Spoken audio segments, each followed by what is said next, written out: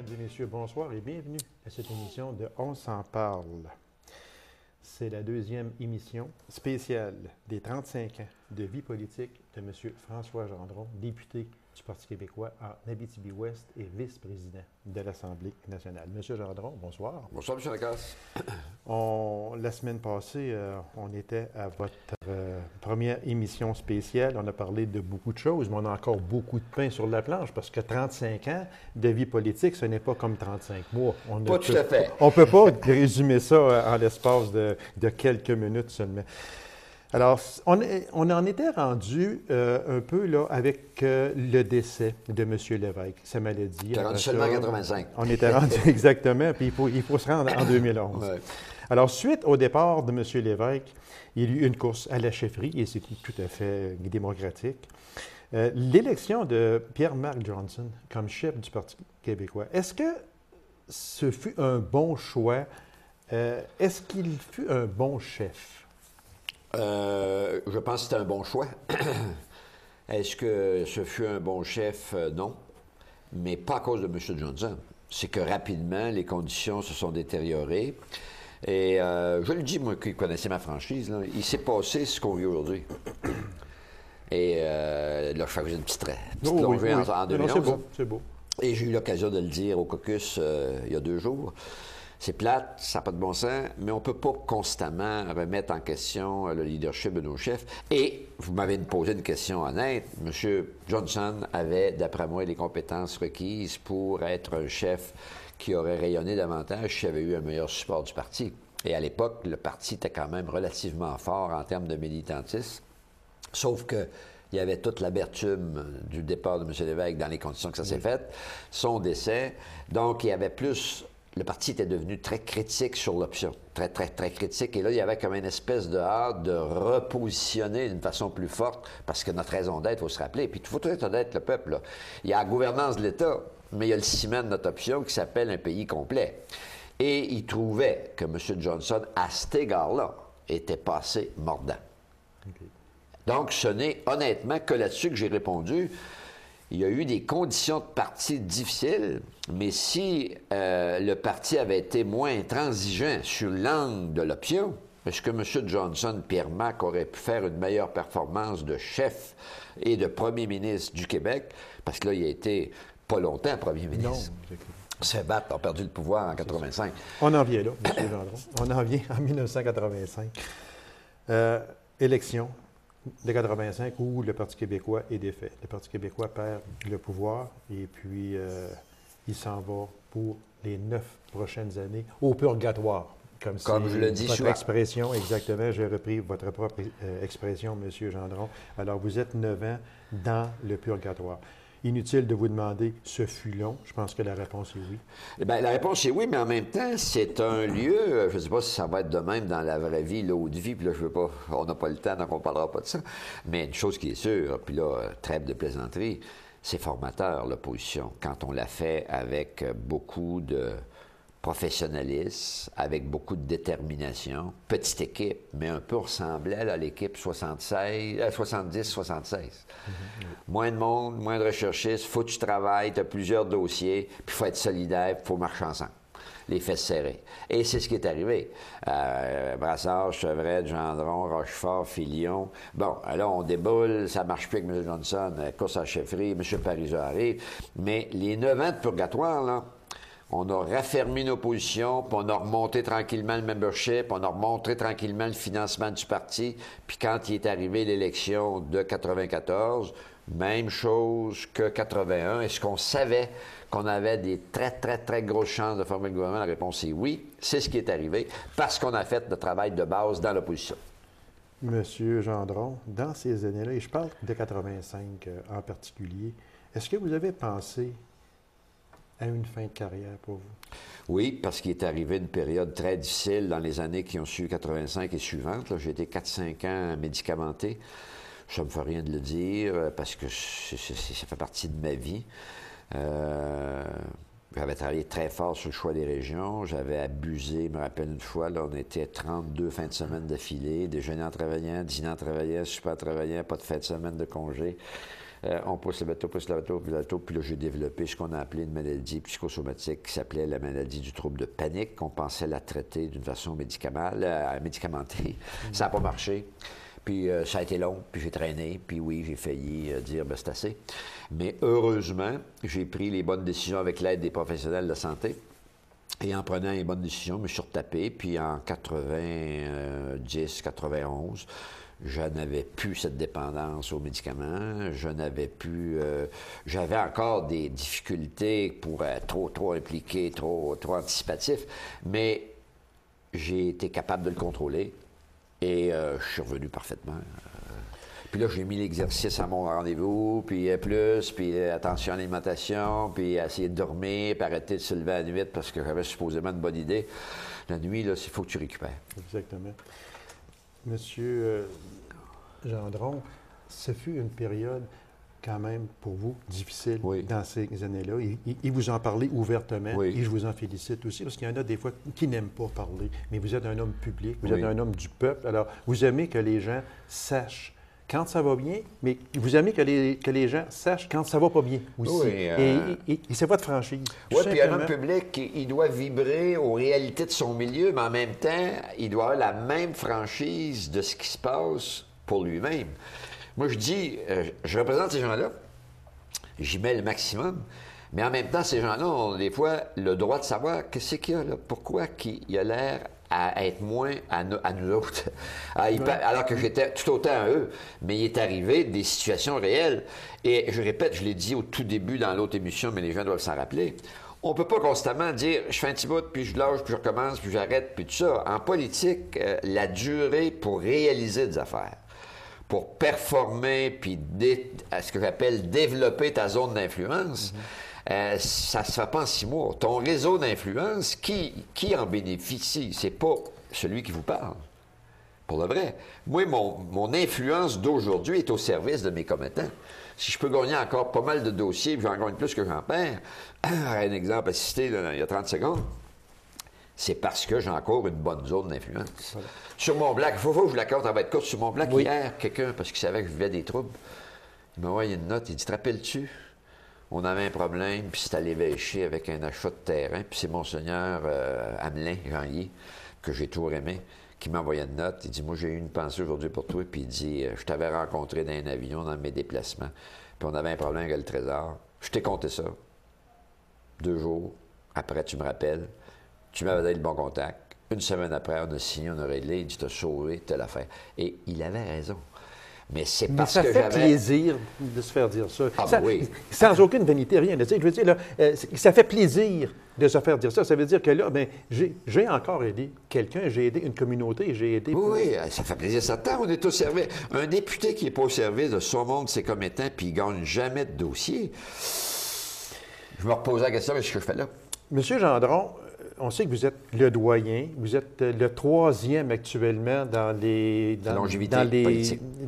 longévités politiques, exactement. Mais moi, je veux en venir à une chose. Comme doyen, moi, je vous pose cette question-là. Puis je sais que vous en avez parlé parce que je vous ai pris sur un fil de presse que vous en parliez. Et ça chicote les gens aussi. Les fameuses primes de départ, ça, les gens là, en ont vraiment marre. Et je sais votre opinion sur ça. Vous me l'avez dit, et puis je l'ai pris aussi sur un fil de presse, mais j'aimerais qu'on en parle juste peut-être 1 minute. Là. Pour ou contre ces fameuses primes de départ? Un départ volontaire n'a pas à être primé. Non, mais tout le monde a compris. Je suis sûr que vous aussi. Là. Oui. On n'a pas à primer un départ volontaire. Alors moi, quelqu'un qui part de son propre chef, c'est de ses affaires, mais je ne vois pas pourquoi que l'État lui donnerait... une prime de départ de 10 mois, 12 mois, un an, il y en a jusqu'à 1 an et demi. Qui vont chercher jusqu'à 150 000, 140, 130. Puis pas de sens. Il y en a qui reviennent en plus de ça. Ils devraient remettre leur prime, il me semble. Je ne sais pas. Peut-être que je suis dans le champ, moi, là. Ben là, remettre, ça ne marche pas. Parce c'est parce que là, ça devient personnel. Pourquoi lui? Parce que tu sais que l'autre ne la remettra pas. C'est sûr. Non. Monsieur Lacroix, vous le savez quoi faire. Quand il y a ça, puis ça n'a pas de sens, on prend la décision, l'État québécois prend la décision d'éliminer cette aberration. Point. Pour un départ volontaire. Ben, je l'ai dit tantôt. C'est ça.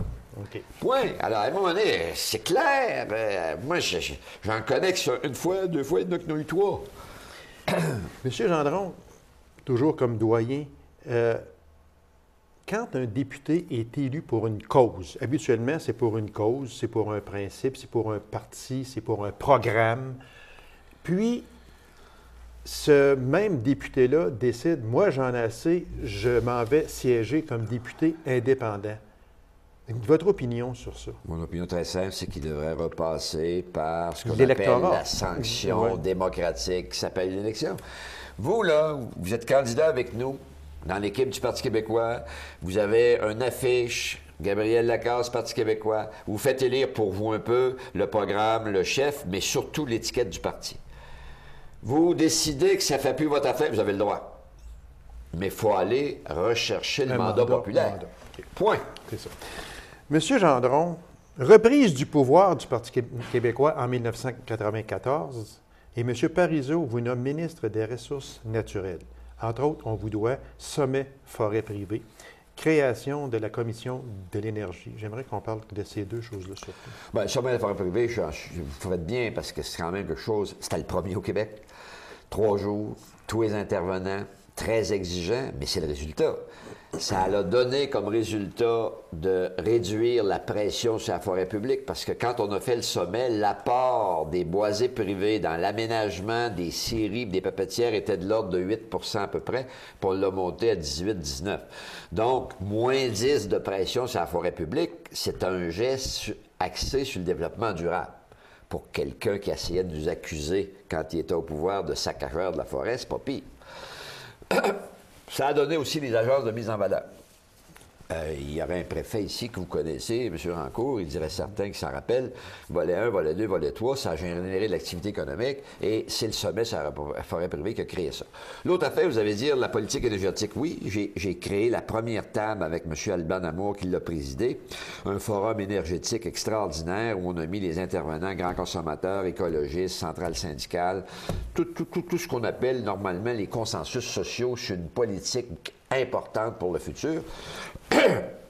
Ça a donné une recommandation de créer la Commission de l'énergie du Québec pour que dorénavant, Hydro-Québec soit moins le seul qui se présente en commission parlementaire. D'une autre, on va avoir telle augmentation de tarifs, puis ça n'a pas été évalué par un tiers plus neutre. Alors, mais c'est M. Chevrette qui a lancé la politique, parce qu'au moment où elle était prête, j'ai perdu mon ministère avant l'impression. Puis c'est pas grave, ça fait partie de la vie. Mais moi, je sais, appelé Alban Amour qui a présidé mon forum énergétique, il dit, c'est M. Gendron qui m'a nommé, c'est M. Gendron qui est ministre de l'Énergie, c'est M. Gendron qui a conduit, puis ça fait partie, donc il n'est pas question, regarde, moi dans le dos, bon.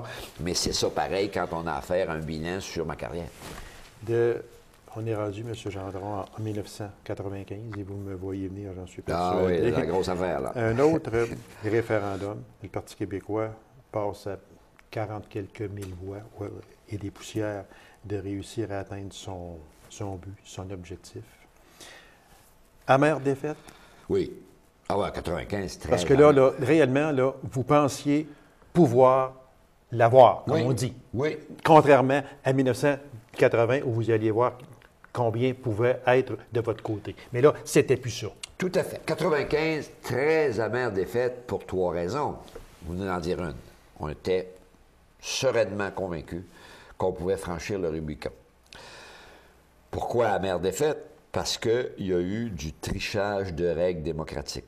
On a le droit d'être triste quand on ne respecte pas les règles du jeu. 3e raison, en plus du trichage, il y a eu des gestes antidémocratiques. De qualifier du monde qui n'avait pas le droit de vote, puis on les a rapidement qualifiés, sachant qu'on connaissait leur option en faveur du non. Ça, je peux pas, moi je le sais que c'est comme ça. Là, on avait des chiffres, on qualifiait les immigrants là, qui étaient dans le bassin pour avoir le droit de citoyenneté, là, 2000, 2500 par année. Là, on a qualifié 35 000 dans une courte période pour leur donner le droit de vote. Tant mieux pour eux, les concernés. Mais c'est pas correct par rapport à des... Puis là, le monde dit, le peuple a choisi, on veut rien savoir. C'est plus ça qui me choque, M. Lacasse. Parce que c'est pas ça la réalité. Et c'est ça, c'était le vrai référendum. Parce que là, la question était beaucoup plus courte, beaucoup plus claire. Puis là, c'était un mandat pour dire si le peuple dit oui à la question, on a le droit de procéder rapidement après à faire ce qui serait fait dans la dignité, dans la normalité, de dire Toi, tu t'occupes de ça, nous, on s'occupe de ça. Puis on aurait fait le partage des actifs, du passif, puis on aurait contrôlé nos affaires. Puis est-ce que ça sera le paradis aujourd'hui? Non. Mais on serait responsable de nous-mêmes. On serait responsable de nos échecs, de nos erreurs. Puis on n'attendra pas pendant 18 mois pour qu'il y ait une facture de l'harmonisation sur la TPS. Ce 18 ans. référendum-là, M. Gendron, ça a causé la perte de M. Parizeau, ça a causé le départ de M. Parizeau. Est-ce que vous endossez et vous venez d'en parler lorsque M. Parizeau, le même soir, a dit que il avait été battu par l'argent, par le vote technique et par le fédéral, ça a causé son départ, mais seulement que, selon vous, c'était la vérité? Ah ben oui. La manière de le dire aurait dû se faire autrement. Voilà. Oui, mais je suis pas... Moi, j'ai toujours appelé un chat un chat. Mais qu'est-ce que tu veux? J'ai fait un constat réel, là. Qu'est-ce que tu veux? Est-ce qu'on s'est fait rouler dans la farine sur le plan du fric? La réponse, c'est oui. Le comité du oui a eu, dans des proportions, là, 90-10. Alors, si nous, le comité du oui avait 1 million, c'est un exemple, l'autre n'avait 10 millions. Alors que ça ne le regardait pas mal tout. Là. Normalement, le comité du non, il aurait dû respecter les règles. Mais on a pompé de l'argent du fédéral dans le parapluie alors que ça se passait au Québec. Ça n'avait rien à voir avec l'Alberta, c'est l'avenir du Québec, là, d'un pays complet. Et alors, première règle, bon, les votes ethniques, c'est pas péché de dire. Puis moi, là, ils seraient ici, j'y respecte, ils ont le droit. Mais c'était pas péché. Puis les gens, ils ont dit, il a frappé contre les immigrants. Pas en tout. Il a juste regardé les résultats, que si vous voulez que je vous dise. Dans Westmont, t'as pas d'élection, là? Dans Westmont, au référendum, là, ça a voté presque à 99,9 % contre. Est-ce que c'est la réalité québécoise? Ben non, on vient de le dire, c'est à peu près 50-50. Oui. Ça, c'est des faits, monsieur. Donc, dans des comtés anglophones et à composante ethnique forte, presque 100 % en faveur d'une seule orientation. Je peux pas dire, il n'y avait pas le droit. Il y a le droit, c'est un référendum. Mais faire semblant que je ne le sais pas, ces résultats-là, non, c'est pas vrai. C'est de l'hypocrisie. Moi, l'hypocrisie, ça ne marche pas avec moi. On est rendu, M. Gendron, avec l'arrivée de M. Bouchard, M. Lucien Bouchard. Est-ce que M. Bouchard, et je vous repose la question que je vous avais posée antérieurement pour un autre premier ministre, est-ce que M. Bouchard était un bon premier ministre? Oui. M. Bouchard est un très bon premier ministre, et c'est pas parce qu'encore là, il y en a qui pensaient qu'il n'originait pas du PQ, puis il n'y avait pas de culture du PQ. Moi, dans mon livre, M. Bouchard a été un premier ministre, un bon premier ministre, mais dans le contexte. Tu sais, à un moment donné, là, je vois mes adversaires d'aujourd'hui, c'est grave ce qu'ils font, tu sais, de la base politique en dessous des tapis. Vous autres, vous avez coupé en éducation. Oui. Tous les pays, dans la récession qu'on a vécue, ont coupé en éducation et en santé. Tous les pays dans le monde, M. Lacasse, y compris tous les provinces canadiennes et le Canada. Le premier ministre actuel dit M. Bouchard était d'accord avec les coupures fédérales. Ben oui. C'est pas parce qu'il était d'accord. Il faisait la même chose. Il était chef du gouvernement au Québec, puis il y avait un chef de gouvernement à Ottawa. Lui, il coupait pour assainir les finances publiques parce qu'on était surendetté.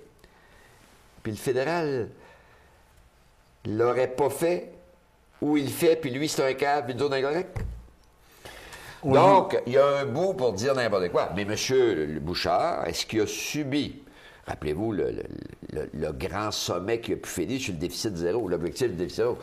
Parce qu'on lui doit. On lui doit. Et en plus, M. Bouchard a eu l'intelligence de le faire en consensus social. Est-ce qu'il y a eu une crise sociale comme on a vécu en 83-84 avec nos coupures? Non. Non. Non, des coupures qui vous ont coûté très cher. Oui, je le sais, mais là, oui, mais je veux dire que sur les déficit zéro, ça a été bien fait. Mais est-ce que t'es copes pareil? Ben oui, parce que les centrales syndicales ont continué à dire, mais on n'aurait pas dû. Regarde, là, il y a un débat, là, aujourd'hui, là, au débat, là, aujourd'hui, là, on demande, on ne peut plus, comme province, j'aime pas ça, là, mais comme Québec, à remettre de l'argent dans la caisse de retraite des employés de la Ville de Montréal. Ça fait 2 fois que vous payez pour ça, vous, là. Bien, croyez-le ou non, là, ils nous demandent encore de repomper de l'argent. Moi, je suis plus d'accord, là. Ça n'a plus de bon sens. Donc, la logique, c'est quoi? On ne peut plus enrichir votre régime, là. Ça va faire, là. Parce qu'il y a 68 % de la population qui n'ont pas de régime de retraite. Puis vous autres, vous demandez d'en remettre encore une autre couche de crémage sur votre gâteau. Moi, je suis con. Ça n'a pas de sens. J'ai plus les moyens. Je ne veux pas vous endetter pour ça. Mais pourtant, il demande ça encore. Alors, nous, on est obligé de gérer des affaires avec M. Bouchard. M. Bouchard est un bon ministre. Est-ce qu'il a fait quelques erreurs? Ben oui. Oui, c'est sûr. On en fait toutes. Quel était le point fort ou les points forts de M. Bouchard? Ah, charismatique, lui aussi. M. Bouchard est un chef charismatique. M. Bouchard est un tribun intelligent. M. Bouchard était aimé de la population jusqu'à temps que tu ne touches pas à son assiette, c'est l'expression, que tu ne te sentes pas touché dans la décision. Bien, ça, c'est pas possible. Tu ne peux pas être premier ministre, puis jamais qu'une décision ne t'affecte pas comme citoyen. Et là, quand les décisions commençaient à affecter les citoyens, puis après ça, il est arrivé ce que vous savez. Il fait passer à promotion de la cause. Il était conservateur. Il manque un peu de pureté. Mais ça, moi à ce niveau-là, je ne jouerai jamais. Là. Qu'est-ce qui a amené son départ à M. Bouchard? Ah, par exemple, là, M. Bouchard, il a amené, c'est un très fier compétiteur. Le départ de M. Bouchard, ça a été amené beaucoup plus, là, sa famille. Moi j'étais à côté de lui, je vous rappelle, je lui ai conté ça à plusieurs reprises. Là. Moi, je suis président de caucus avec M. Bouchard, puis là, à un moment donné, il y a ce qui est arrivé physiquement qui prend beaucoup d'énergie. Oui. Mais il y avait ses deux jeunes enfants, puis sa conjointe, qui trouvait qu'il n'y avait plus de temps pour la famille, pantoute. Ça se gère, mais ça vient dur sur les nerfs quand tu penses que tu es à un caucus, puis aux 5 minutes, ses enfants. Puis bon, faut pas le grossir ça. Mais ça a joué. Ça a joué dans sa décision là, d'avoir un peu plus calme. Après ça, bien, M. Bouchard trouvait... les conditions de vie de la job immensément difficiles, avec raison.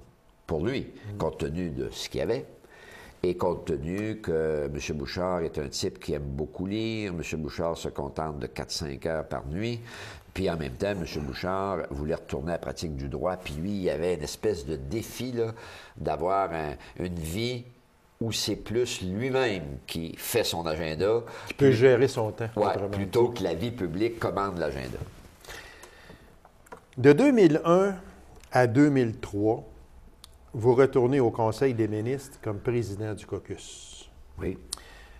Auriez-vous mieux aimé y retourner avec un ministère et une bonne chaise que d'y retourner avec un dossier de chaise? Réponse oui. Quand M. Bouchard a pris les commandes et qu'il m'a offert la présidence de l'Assemblée nationale, je lui avais tout simplement dit, M. Bouchard, moi j'aime mieux jouer au hockey qu'être arbitre au baseball. Et M. Bouchard a compris ça. J'y ai aidé à faire son conseil des ministres. Puis 5 jours plus tard, il a dit, je regrette, là, tous les postes sont comblés. Puis moi, je veux que tu reviennes dans le poste que je t'ai offert. J'ai répondu non, parce que j'avais les mêmes arguments. Moi, je suis un type qui respecte son monde. Mon monde ne voulait pas que j'aille dans le siège de président à l'époque parce qu'il dit... on aime mieux t'avoir comme ministre régional, tu joues fort dans les dossiers, puis ainsi de suite. Et votre question était franche. Est-ce que j'aurais préféré garder un ministère? Oui. M. Bouchard a admis. Puis là, je ne le dis pas pour moi, mais il me l'a dit 4-5 fois. Oui, ça n'a pas été ma meilleure décision de te retirer du Conseil des ministres. J'aurais aimé te garder. Et c'est la raison pour laquelle il m'a fait rentrer, pas par la porte de l'arrière, parce qu'on avait discuté. Depuis lors, tous les présidents de caucus siègent au Conseil des ministres et personne n'a remis en question cette formule-là. Donc, elle ne doit pas être si bête que ça. En 2003, élection. Vous retournez au purgatoire, comme vous dites, et à votre 35 ans de vie politique aujourd'hui, vous y êtes encore. Comment on prend ça, M. Gendron? Ah, c'est sûr que ça durait éternellement, mais là, comme encore un matin, quelqu'un parlait à ma place, il a dit, c'est sûr que M. Gendron, il en reste moins à faire qui en a de fait, mais c'était tellement facile. Non, mais si je suis d'accord là-dessus, j'ai aucun trouble avec ça. Alors, c'est moins dur, parce que là, il faut toujours être honnête avec mon monde, puis avec vous, puis avec tout ce qui se dit. En 2003, c'est moi-même qui ai dit à M. Landry, moi, j'ai fait à peu près tous les postes, tous les ministères. Il y a quelque chose que j'ai jamais fait, être le vice-président, parce que le vice-président, c'est plus difficile sur le niveau du parquet. Les gens ont l'impression qu'on devient asexué politiquement, puis c'est juste pour aller plus vite dans l'expression. Mais est-ce que tu gagnes une bonne zone d'influence? Est-ce que ça te donne du rayonnement par rapport au ministre? La réponse, c'est oui. Est-ce que je peux aller chercher pas mal d'argent dans les discrétionnaires? La réponse, c'est oui. Est-ce que ça donne quand même un rayonnement pour quelqu'un qui a un passé, qui a un nom, quand tu as le poste de VP? Tu es le VP de l'opposition. Il n'a eu ça en passant. Okay.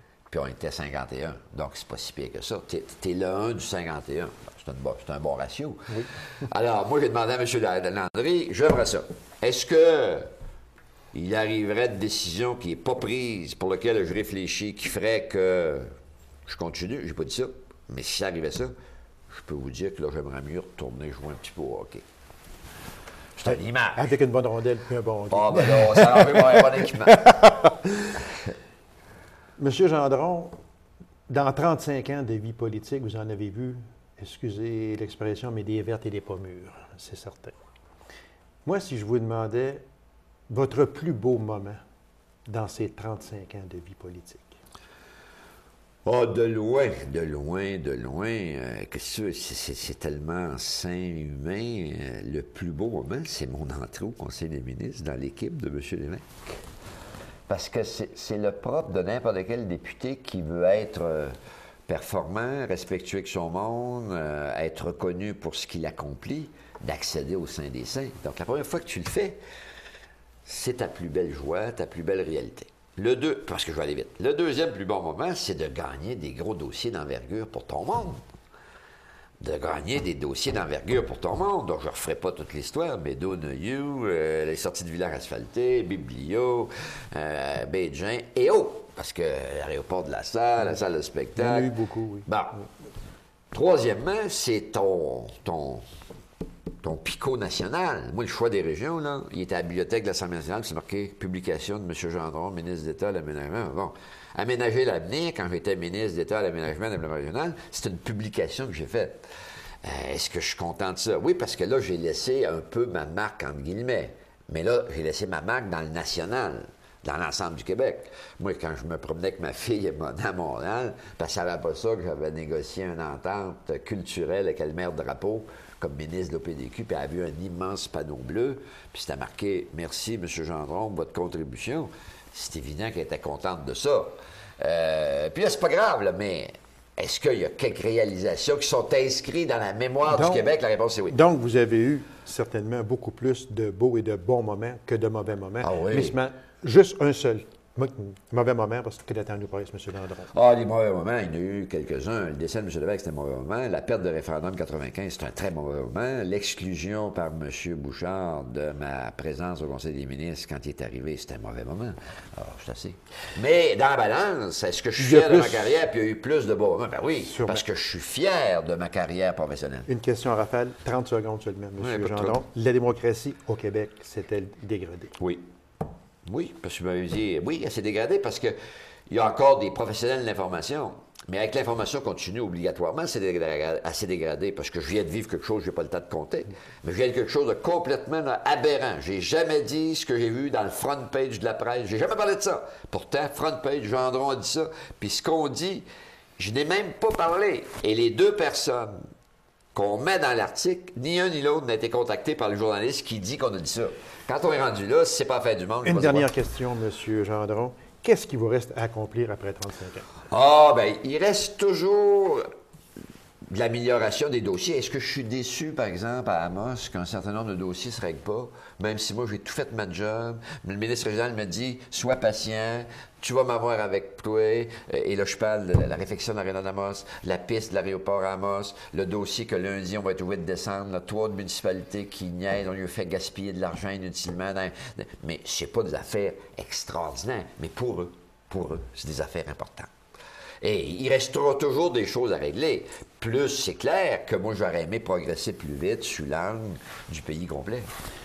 Merci beaucoup, M. Gendron. Ce fut très agréable. Puis merci de vous être prêté à ces deux émissions-là. Et je dois vous dire très honnêtement que ce fut pour moi un honneur que de vous recevoir parce que je vous ai reçu à votre 15e, 20e, 25e, 30e et votre 35e anniversaire.